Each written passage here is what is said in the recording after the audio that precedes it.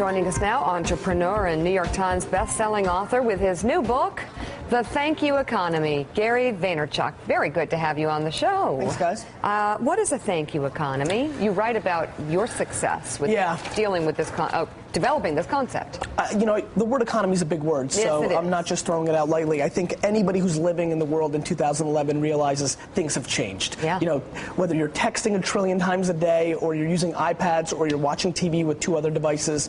And I think that in this new word-of-mouth economy, in the world of Twitter and Tumblr and Facebook, your social equity. What's Tumblr? Oh, Tumblr is the new thing. Yeah. It's the new thing. Don't talk about that. It's just going to confuse Got it. Not another Don't go deep. Yeah. So don't go into Quora. Don't go into Quora and Instagram. No Yo Bongo. Okay, got it. Keep on keeping The on. world's changing very rapidly, and the way we communicate and the context of our relationships based on these micro statements is changing the way we vote, is changing the way we buy things. You know, if we have a relationship and you say, this orange juice is delicious, I may look at that product differently. That's not something you would have picked up the phone and called me about 10 years ago. And so this economic impact of the media infrastructure and the context of that is huge. I'm sorry, Mickey. Yeah, He's got a great personal story, too. You started working in your father's liquor store, right?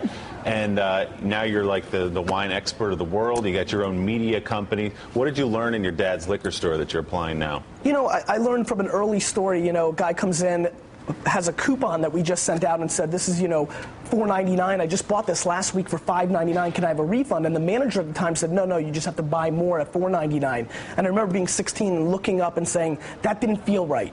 And the guy leaves, and I thought he'd never come back. He comes back a month later and says, I'm never shopping here again, to my dad. And I just remember thinking, what would that look like today? That guy not only would be not coming back to the store, but he'd walk out and tweet in Facebook status, and maybe it's not just one person who doesn't shop at the store anymore, it's 10, and that's something I'm passionate about. So does this mean the thank you economy is like this? You go in and you buy something that comes to, say it's a food coffee place. Sure. 507. Yeah. And you're looking for change, and someone says, you know, no, the 5's okay. You leave for the 7. You go into an Apple store. Someone right away at the Apple store, can I help you and everything like that? You want to go back to these places. It's even further than that, guys. There's so much data out there right now. How about this? How about if we have a great wine customer at winelibrary.com, and we know, because we're following that customer on Twitter, that he's a huge Jay Cutler fan. We've watched him talk about Jay Cutler for a month, and when he's buying wine at a rapid pace and we're happy with him as a customer, we send him a Jay Cutler signed jersey from eBay saying, thanks for being a customer.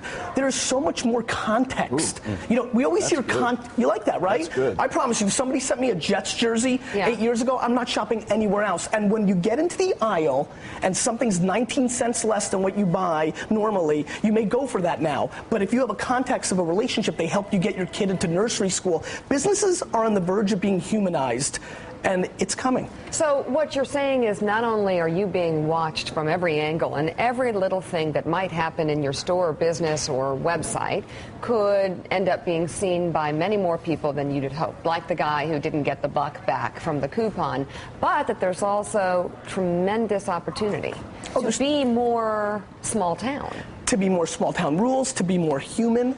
You know, I just think what was very old is new again. I literally believe this. You know, social media scares everybody. It's so new. I know. But it's funny, the DNA of our grandparents, I think, is more in place to be successful in social media today than the people that are around. It's funny. Andy Grove, the famous CEO of Intel, used to talk about this. How, you know, that with all this customization and knowing stuff about your customers, it really is like going back to a small town pharmacy where when you walk in, the guy behind the counter says, "Hey, Mike, you know, you look at that guy. I got this new thing in here. I know what you like," and they can make recommendations to you that they actually know their customers in a way that, like Walmart or Walgreens or whatever doesn't necessarily know you. This social media allows you to do that. Anybody who follows business knows it goes up, it goes down, it goes up. We just have lived through the huge big box store era, right? You walk in, you're not known, it's all price. One-on-one marketing is here, but the Procter & Gamble's and the Nikes of the world, they're scared of this. It's not just slap $3 million on a Super Bowl ad. This is putting your dollars against humans, and most people don't think this is scalable. I'm very countercultural on this.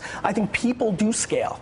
So it's part of it, as you were explaining it, is sort of this hunger for socialization that's been missing for 10 or 15 years. Is more people move, they don't know who lives upstairs, they don't know who lives next door, they get divorced. This hunger for socialization can be done this way. You used to walk down the street and know that Ricky just graduated from high school and congratulated their parents. Through status updates now, we know that. This is very interesting to me. It's really turned back the clock with gadgets and gizmos and apps. It's going to be scary, too. Like, if you say you're running a restaurant. Sure. So I go on Zagat in New York. There are how many thousand restaurants? Sure. And I go to a certain neighborhood. I'm scanning through. I don't quite know exactly where I want to go.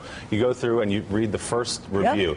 Worst dining experience of my life. That's a snap move. I move on to the next one. Well, listen, and then there's things like Yelp. And more importantly, I think the Zagats of the world are going to lose some of their power, because to me what's more important is if somebody that I know in my social graph says that. If Pants96 says that, well, I don't know that person, and they may have a vendetta. But if my uncle says that, and I can see that, that starts impacting I do me. think what's Yelp? Yelp is Zagat 2.0.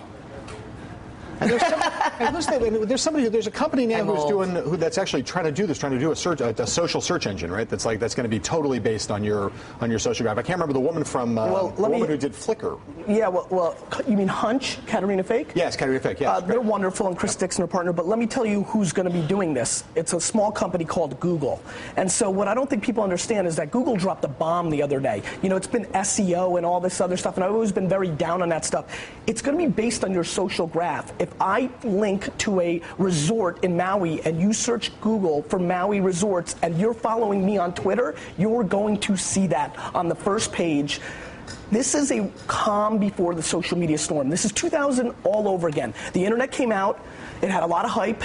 The market crashed, people didn't see returns, and people left it. Borders didn't believe in it, they gave Amazon the infrastructure, they're out of business. Blockbuster didn't believe in it, they let Netflix come in and put them out of business. Social media has had a lot of hype the last 2 years. The next 3 are going to be soft because people are not going to figure out the ROI, and then people are going to be put out of business, and huge businesses are going to blow up and explode and take over in 2013, 14, 15. Wow. Yeah, that's what's happening. Wow. You just blew everyone's mind. Yeah, okay, wait. I'll tell you, you want to be hooked into Barnacle on the travel recommendations. That's all I can say to all of America. True. Get yourself signed up because if Barnacle's been to a resort someplace, you want to go to that Exactly. resort. I'm following you now. I'm curious about something you say in terms of the 2008 election and Obama's use of social media, which you say was not so good. Is that possible?